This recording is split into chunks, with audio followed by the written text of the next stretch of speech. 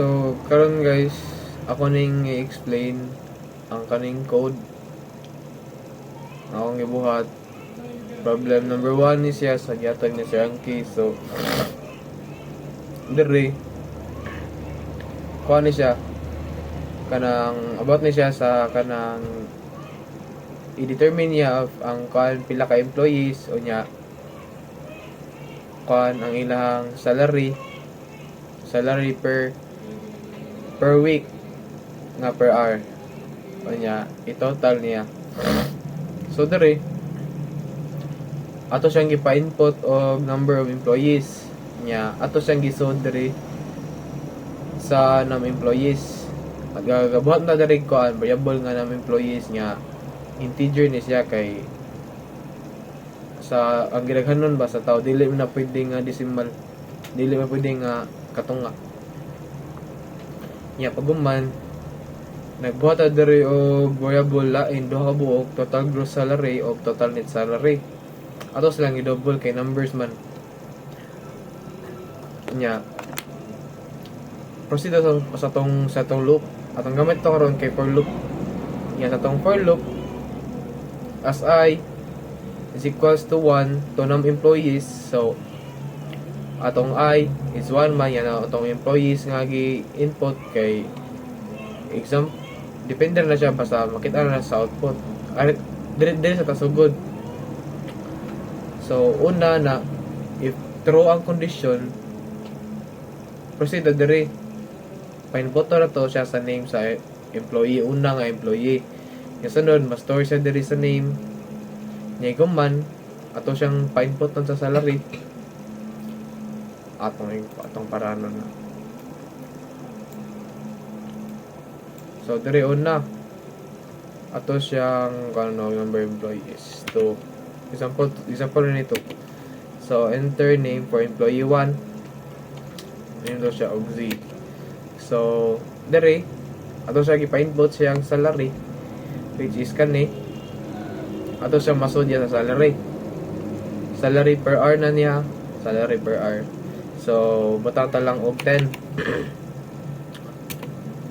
niya ang work niya in a week.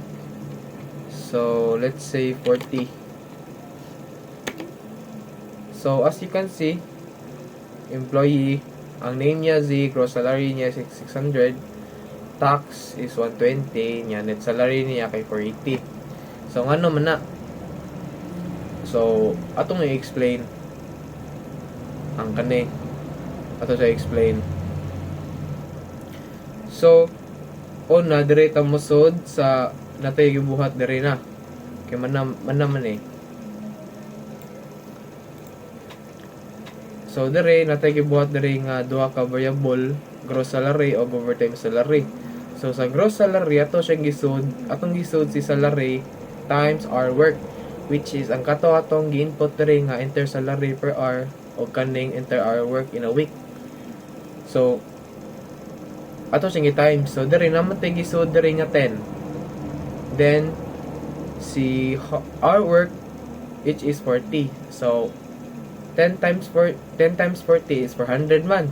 So since nani siya overtime salary nga if our work greater than or equal 40, then ato siyang plusan og 1.5. So mo nang nahimo siya 600 nya.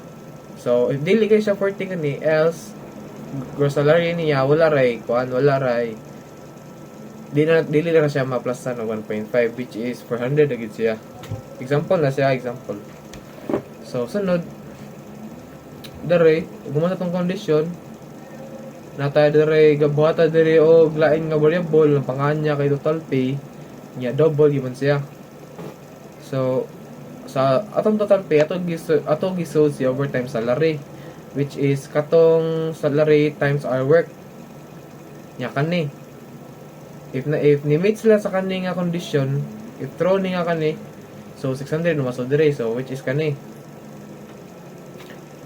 Unya gabat bata dire og lain nga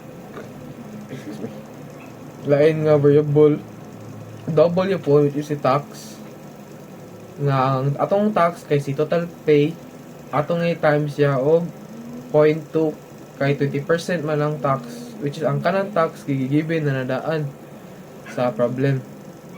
Example na siya. Nya sunod si net salary atong gisudlan siya og total pay minus na to og tax. Mao na siya. Nya paghuman ato din gisud din si total pay ni total gross salary.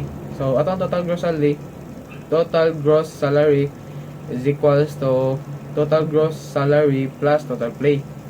Nya sunod same as the si net salary atong gisud si salary, which is mo ni siya mo ni siya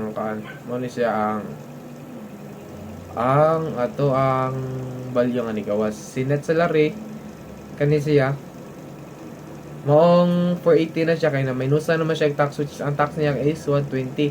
So sa 400 if imo na siyang ikuan og 20% kay 120 man, so i-minus na to sa 600. Mo na siya ang net salary. Nya sunod ato siyang gi-print. Nya iguman niya ato sa ning input ton. Ang employee to niya kay ang name kay Ami. Nya salary per hour 10 Japon. Nya hour work in a week 30. So as you can see, wala siya ma-addan kay wala siya mo meet diri sa condition sa tong if mula pa siya 40 na siya ma-additional siya kuan wala pa siya 40 kay yang sweldo kay ma 1.5. Nya sunod same ra ang process dere. Nya pag humana na ato ring atong gi-add tanan ang total gross salary is 900 kay 600 plus 300 mao ni siya 900. Nya ang total net salary is 480 plus 240.